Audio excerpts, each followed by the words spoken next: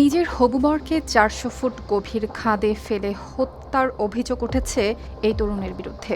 কিন্তু কেন এমন ভয়ঙ্কর সিদ্ধান্ত? তদন্ত বলছে সেই বিয়েতে নাকি সম্মতি ছিল না মেয়েটির, আর সেই আপত্তি শেষ পর্যন্ত রূপ নিয়েছে ভয়াবহ এই অপরাধে।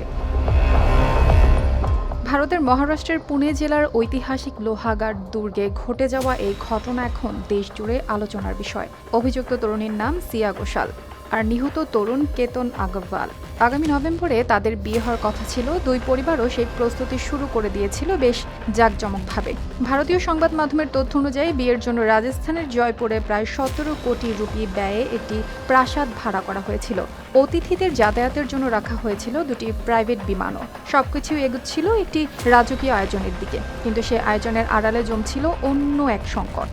তদন্তে জানা গেছে সিয়া এই বিয়েতে সম্মত ছিলেন না, তবে তিনি বিষয়টি পরিবারকে স্পষ্টভাবে জানাননি। পুলিশের অভিযোগ, বিয়ে এড়ানোর উদ্দেশ্যেই তিনি একটি ভয়ঙ্কর পরিকল্পনা করেন। গত ১৮ জুন ছিল সিয়ার জন্মদিন। সেই দিন তিনি কেতনকে নিয়ে ঘুরতে যান পুনের লোহাগাড় দুর্গে। বর্ষার মৌসুমে পাহাড় জুড়ে তখন কুয়াশা, ঠান্ডা বাতাস ও গভীর খাদ ঘেরা বিপজ্জনক পরিবেশ। অভিযোগ অনুযায়ী সেখানে আগে থেকেই পরিকল্পিতভাবে উপস্থিত ছিলেন সিয়ার প্রেমিকও। তদন্তকারীদের দাবি, এক পর্যায়ে কেতনকে ৪০০ ফুট গভীর খাদে ধাক্কা দিয়ে ফেলে দেওয়া হয়। খবর পেয়ে উদ্ধারকর্মীরা ঘটনাস্থলে পৌঁছান। প্রায় ৩ ঘন্টার চেষ্টার পর গভীর খাদ থেকে উদ্ধার করা হয় কেতনের মরদেহ। ঘটনার পর সিয়া দাবি করেছিলেন, ছবি তুলতে গিয়ে দুর্ঘটনাবশত কেতন খাদে পড়ে গেছেন।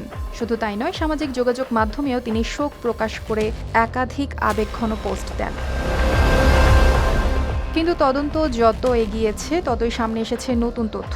পুলিশ সিয়ার বক্তব্যে একাধিক অসঙ্গতি খুঁজে পায়। পরে বিস্তারিত জিজ্ঞাসাবাদ, প্রযুক্তিগত তথ্য ও অন্যান্য প্রমাণ বিশ্লেষণের মাধ্যমে ঘটনার ভিন্ন চিত্র সামনে আসে।